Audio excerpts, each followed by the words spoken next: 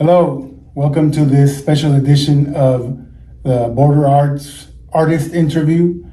My name is Gabriel, and this is Alyssa Renee. Hi, everyone. Alyssa is movie producer. Yes, sir. And I've seen at least two of your movies. Thank you. Appreciate So, but I'm sure you have way more other projects in the works. So why don't you just go ahead and tell us, pretty much about yourself and what you do. Okay. Well, hi, everyone. My name's Alyssa Renee. I have been in the theater film business since I was about 14 years old. Ninth grade, Mission High School is when I really got into it with Mr. H. He had me as a theater student. He put me in as a stage manager, and at our very last project before the year was over, he just said, Alyssa, why don't you direct? And my whole life changed after that. 14 years old? 14 years old, I wanted to direct. I have never really directed before, except for theater when I was a teacher, but I produce now, and I really love that. So from now on, I just want to be a producer. I have one story in me that I've written and will direct, but other than that, I love producing. So you started as a director, and then from there transitioned to producing. Yeah, basically. So have you ever done acting? Never. Never. Okay. Except for forced to be an extra in the background of this or that, or when I was never like to take a part and do the part. No. Really? Why is that? I don't have it in me to act. I can be all kinds of confident when I'm talking business with producers and sponsors, but you put a camera in front of me and I change. I'm insecure, and I don't want to be in when it comes there. to acting though, right? Because right now you seem pretty confident, you're sure about yourself, but it's probably because you're sure about what you're doing, right? About your abilities, right? So maybe that's what it is. Okay, yeah, that's perfect. That's what they say, the saying, to know thyself, right? Mm-hmm. So that's the biggest strength that we can get sometimes, is to know what our skills are and what to focus on, right? And what not to focus on. Exactly. I wouldn't even try to be an actress. Yeah, I know I've made mistakes like that where I try to go into a field that I'm not, it's not my strength, and obviously it doesn't go far. There you go. So really good to hear that you found your purpose and you went for it, which still brings me to the question that is on my mind about the acting world and the producing world too, which is what's going on in LA right now with the strikes. What's your take on that? My take is that everything has to be fair. You can't just have the top dogs at the top getting all the money and not having that money trickle down, because that's what's happening right now. People are just saying this isn't fair. You're making the money off of streaming. We get paid once as writers and actors, and you'll get paid infinity times. And they just want everything to be fair, and I support that completely. Yeah. I think it's a really super important issue. Maybe some of us who are not directly connected to the streaming or the movie producing world might not see at first, it as what it really is, as far as an issue for society and for our culture. I think we missed the mark because some of us might tend to think, oh, this is, actors being, acting up, right? Mm-hmm. Actors acting up or writers acting up. They want more, they're getting greedy or something, but it's not about acting up. It looks like you said, and it's about fairness. It's about being fair. It's about being able to have people get their fair share. Fair share, right? Definitely. So that's great. What do you think? Is there anything happening down here that reflects the struggles up there? Have you seen anything like that? Not really. And down here, I'm saying, we're in the Rio Grande Valley right now in South Texas. So our scene is not as strong, obviously, as other places, places of filmmaking, like in Austin is a strong Oh, definitely. Austin, area. Dallas, Georgia, Louisiana. Right. But my goal is in the next few years to have a strong market like they do up there. And there's no reason why we shouldn't. The cost of filming, the cost of living down here, it's so great that more filmmakers need to come down here. But I'm going to segue into that in one of your next questions. Okay, great. And well, it's good that you mentioned what you just did right now, because it was also on my mind. I wonder if she's driven by some sort of goal, overarching goal, there, some people get into something because that's somewhat of a fad or an interest maybe, but few people have an overarching goal. Like, I want to accomplish this big goal, not just producing a movie, not just creating some art, but also this overarching goal of bringing this area up, right? And that's what I'm about. That's why I was interested in talking to you, because from the first time I saw you, I met you at the B.A.N launch. I thought, wow, this lady is, you're like a can-do attitude 100% all the time, right? I try to be. That's admirable, and you don't see that a lot, especially down here. For some reason, a lot of people, I think, some people might fall into the perception of like, oh, nothing happens in the valley, nothing's gonna happen in the valley. It's not ready for anything. I need to move away. I need to go to Austin. I need to go to Hollywood, right?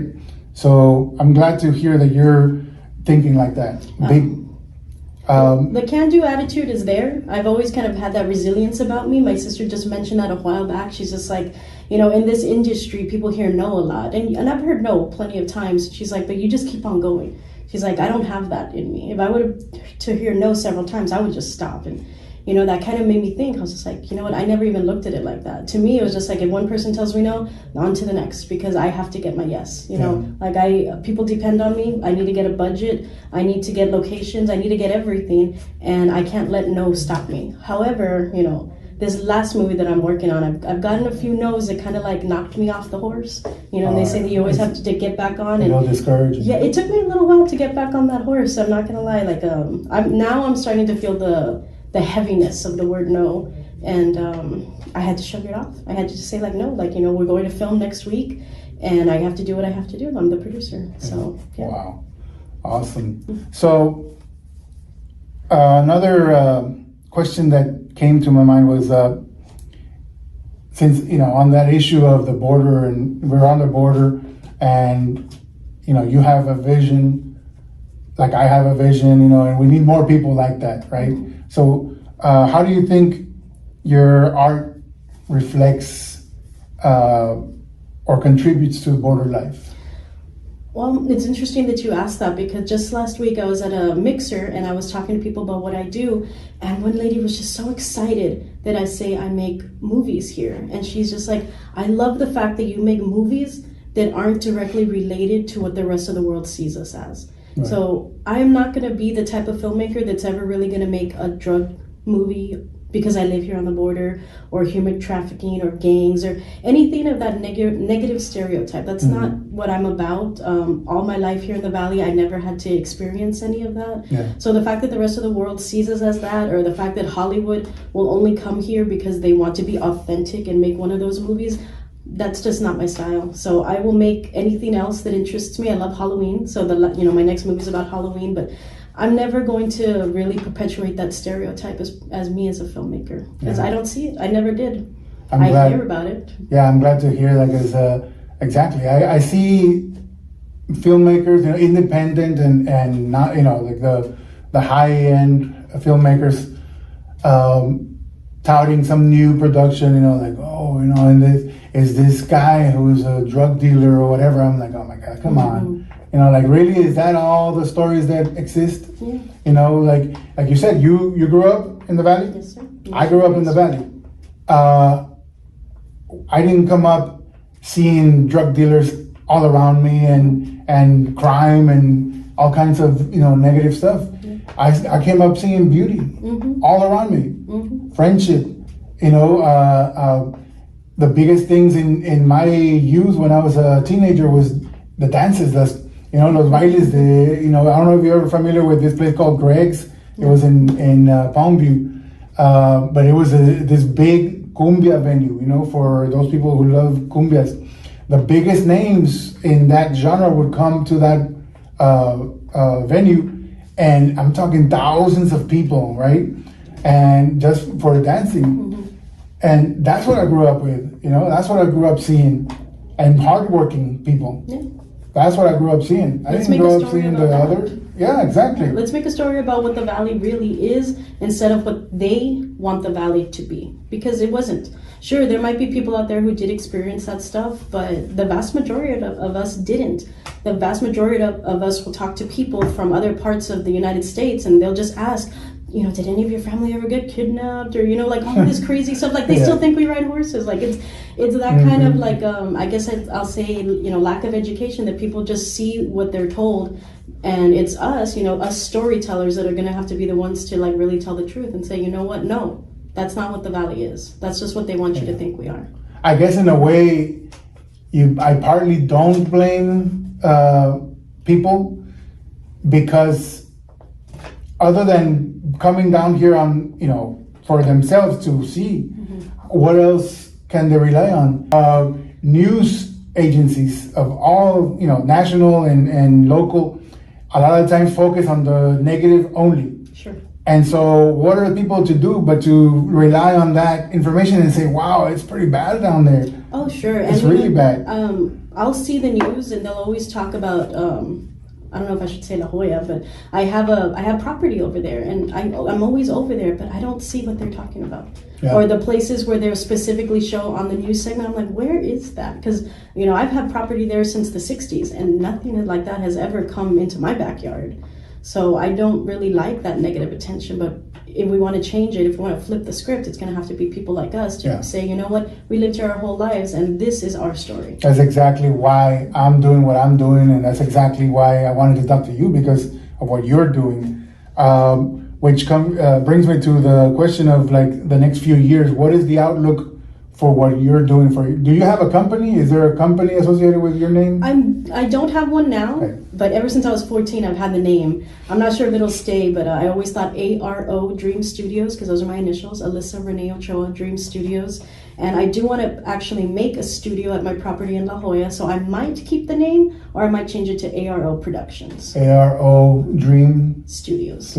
Yeah. That's nice. Let's see, I got a real deep question here, a philosophical question that is just so important to me, because it affects all of us, everybody in the creative world. What is your take on the AI and its potential to replace all human input in the creation of art? Well, that brings me back to a question that I asked one of my college professors way back in the day when I was at Texas State. And it didn't have anything to do with AI per se, but it was more when Walmart started to take off cash registers and just do the automated machines. I think it might have been like an economics class. And like I stood up and I asked him, I was like, sir, what do you think about automation taking over the art industry, the movie industry specifically? And he told me, and I'll never forget, and it's crazy how it's coming full circle now. He said, people are always going to want to see themselves on screen, and I don't think automation will ever take over the film industry.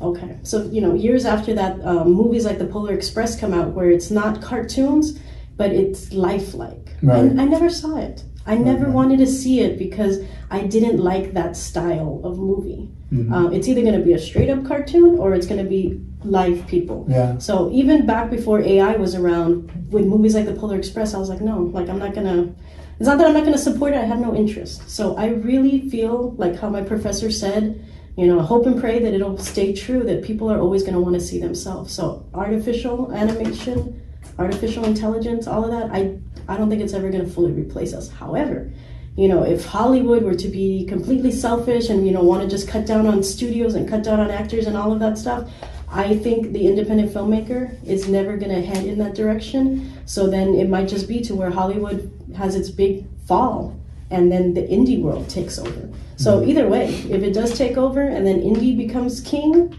that's fine with me too. Or if it never happens because people want to see themselves on screen, that's fine with me too. Yeah, that's an interesting point, because I was thinking like maybe at a certain point it might be a generational thing, like I'm like myself growing up in the 80s and 90s, being very a huge fan of cartoons, Bugs Bunny and all those great cartoons, really, really great cartoons, handmade cartoons, right? I have not seen a whole lot of different productions in the cartoon area that you can say, oh, this is better than Looney Tunes or better than Tom and Jerry. I really have not. Have but you seen the previews for the new Ninja Turtles movie? oh yes, I don't want to see it. yeah. I I've find seen it off-putting. I was like, it's not like the original hand-drawn cartoon. Yeah, it's not like the original. Yeah, I remember the original Ninja Turtles, Transformers, all that stuff. So I'm thinking, when you were mentioning it, I was thinking maybe it might be a generational thing, right? But at the same time, you also think about how a lot of the newer generations are also very much wanting that physical experience of things, like for instance vinyl, right? Vinyl made a big comeback out of nowhere. Nobody expected it. People were throwing away their vinyls because like it's a thing of the past. It's for grandpa. Oh, I have a huge collection. Well, my father, yeah. I'm barely building up my collection, and I know it's not because you're a nostalgic old fool. I mean, I didn't grow up in the vinyl world. Yeah, we had vinyls because my parents had them from when they were younger. But I grew up with cassettes and CDs, CDs, DVDs. You know what I mean? So I know it's not. I think you're right in the sense that people want to see themselves in things, and also people want to feel things, right? Real things.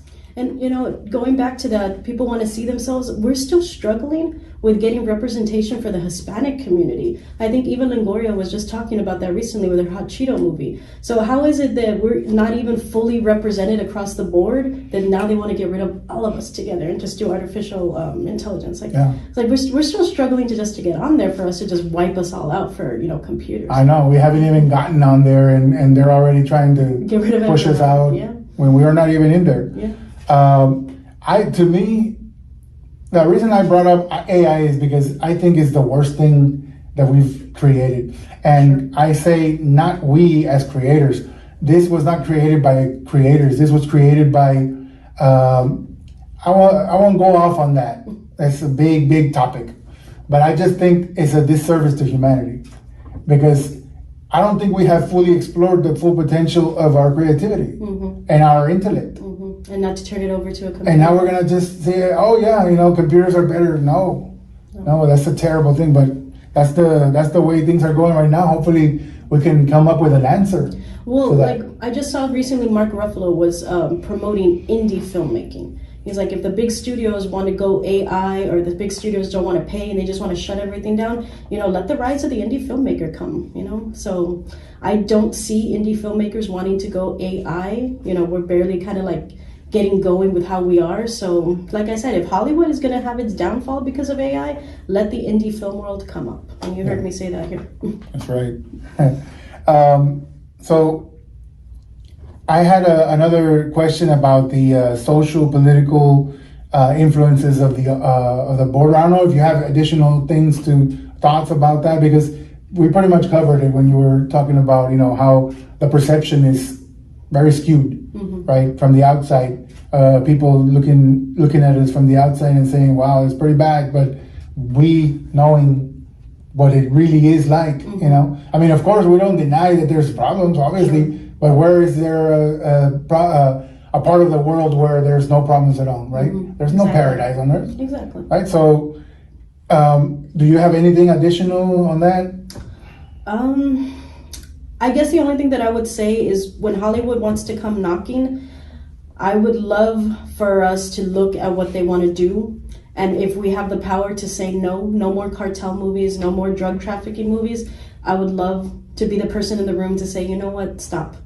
Let me show you what you can do. Let me show you South Padre Island. Let me show you, even my lake. It was called Walker Lake. I think it's Palm Shores now in La Jolla. Let me show you the beauty of the valley. Let me show you how cost efficient it is to film here in the valley. And who knows, with Abbott, maybe possibly, passing some tax credit laws. Come here, but don't come here to kind of disparage us. Let me show you how beautiful it can be. And, let's do some different type of stories. Yeah, definitely. So how can people check out more of your work? Well, right now you can go onto Facebook, and we have a movie called Halloween Night. That's going to start filming a week from yesterday. We're super excited. And of course, we're looking for sponsors. So we're looking for Valley businesses who are interested in having a new type of marketing, not just radio and commercials. I'm doing product placement marketing. So your product, your business, whatever it is that you have to promote will be in our movie in whichever way that you want it to be. So you can look at Halloween Night movie. We just finished a couple months ago, Find Me. You can find that on Facebook as well. And that one hopefully will have it'll be done editing soon. But this is the most recent stuff that you're working on, right? Yes. So you're looking for sponsors for this movie and... Yes, definitely. So I'm looking for a couple of places in particular, a garage and a kind of like a selfie studio and possibly just like something young, cool for the kids, like a comic book store. So I was talking to a couple local businesses, but I haven't quite locked some people in. So if you're interested, if you want to talk to me, you can find me on Facebook, Alyssa Renee. This is my profile picture right here. Or on Instagram, Renee My Way with the underscores. Renee_my_way. And what about actors and artists and other creators who want to get involved in what you're doing? Is there right now, do you have opportunities for people? So I'm also doing another TV pilot called Hardwood TV show. You can find that on Facebook as well. For that one, we're still crewing up. We need a couple of more positions. As far as actors go, we pretty much have everyone, but I wouldn't, say that to discourage anyone because I'm always working on something. Follow my social medias, add me as a friend, and just keep an eye on my page because whenever we need the extras or whenever we say we have auditions, that's where it goes. It goes onto the movie page, it goes onto my page, it goes onto the director's page, and that's really how, you'll be able to find out what I'm doing and be able to come be a part of it. So our last audition, we always host them at my aunt's business, Driving Zone in McAllen. She has a driving school. She's very nice and lets us, host our auditions there. We had over 50 people the last time. Nice. So, just seeing the growth from movie to movie and how more people are coming, it's a great thing. It's a beautiful thing to see here in the Valley.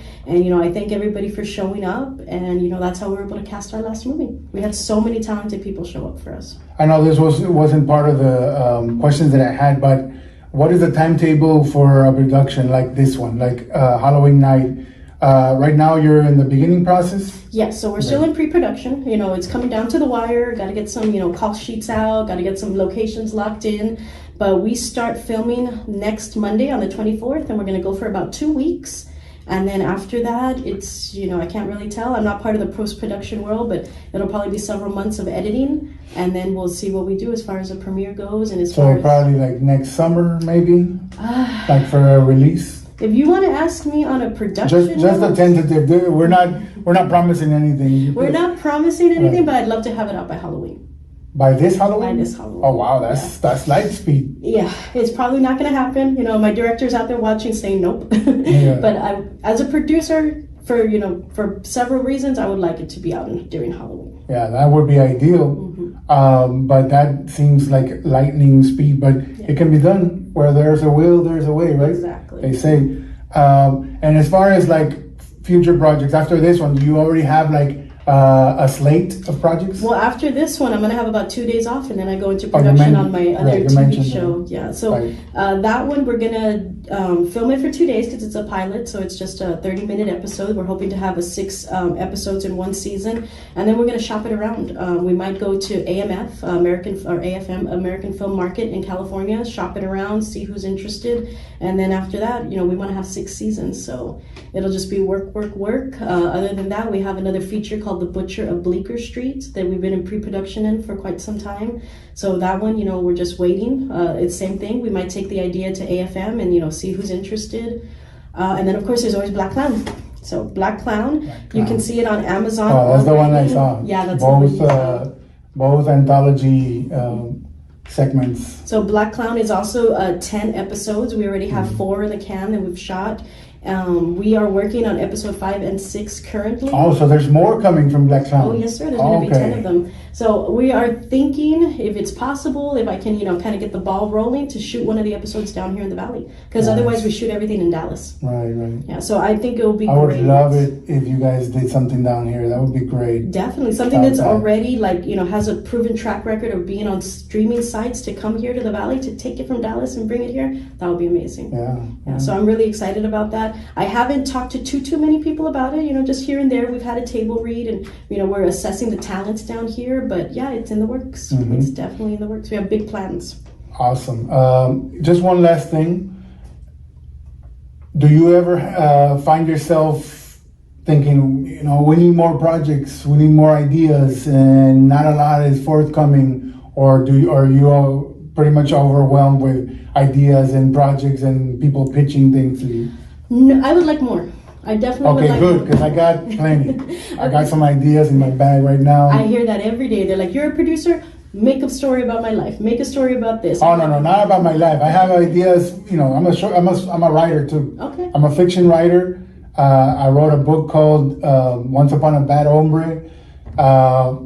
So I think it's like a Tarantino type. I'm not actually pitching it to you. I'm here kidding. on TV. But no. But I know people who are writers, script writers. I'm not a script writer. I'm a fiction writer. But I know script writers who, just recently, a friend of mine sent me an email. He's like, hey, or a message. He's like, hey, do you know anybody? Oh. Be like, Tubi, you're calling me. I'm doing an interview. It's Tubi. It's actually Tubi. He's the executive producer for Hardwood, the TV show. Nice. I'll call you back. So, yeah, I get people asking me, hey, because I've been in movies myself, I'm in 2 feature films and other stuff, right? And so they know that I've been active in the I've also done a web series. So my friend asked me, hey, well, do you know somebody who might be willing to look at a script? Because, I wrote the script, and he even sent me part of the script, and it was great. It was a punk rock theme, Valley based.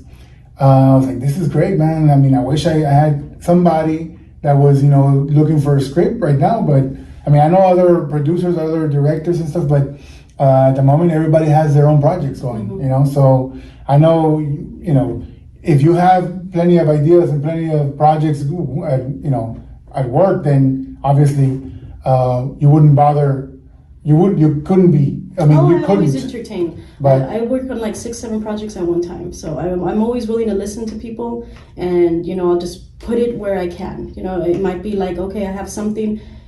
Let's wait until 1 or 2 projects, get knocked off, and then we'll focus a little bit more. That's kind of what I had to do with Tubi. I met him in January, and I said, look, I'm about to go into production on episode 4 of Black Clown, and then after that I have Find Me, and then after that I have Halloween Night, but we're going to get to it. And, over these past 7 months, we've been meeting as we can, collectively as a team, and now it's finally happening here in August. So, just because I have stuff to do, just because people have stuff to do, doesn't mean that if it's something we want to do, we won't make time, because I definitely will. Yeah, that's so great. Well, I just want to reiterate my admiration for what you're doing, for your attitude, for your freaking excuse me for saying, but your balls, right? to your valentia, right? Your courage, and of course you're an obviously talented person. That's why you're being able to do this, and you're passionate, which is something that I really admire in people. What I really like is people who are passionate about what they're doing, because that inspires. It inspires me. It inspires other people who see the outcome of your projects. So I really want to congratulate you. And I want to thank you for being here. Thank you so much for doing this. Of course. And yeah, inspiration is what I'm all about. I definitely want to encourage more females to get into, typically male-dominated roles like producing and directing. I'm going to have a meeting with a lady right now who she said that, she's going to want to get into this. And I was like, because you're a woman. I was like, yes, I'm going to encourage you in every way that I can. She might come on as my assistant in the next movie.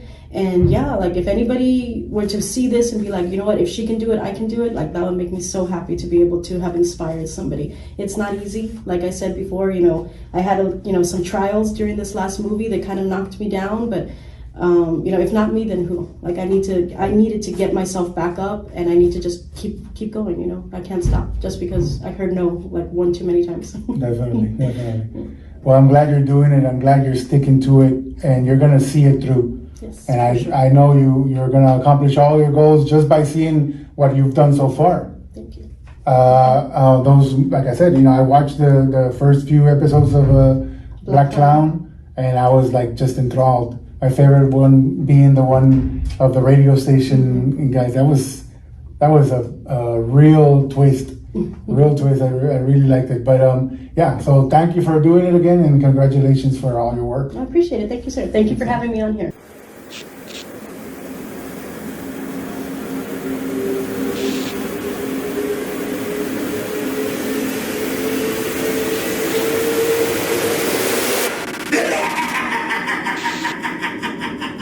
Step right up.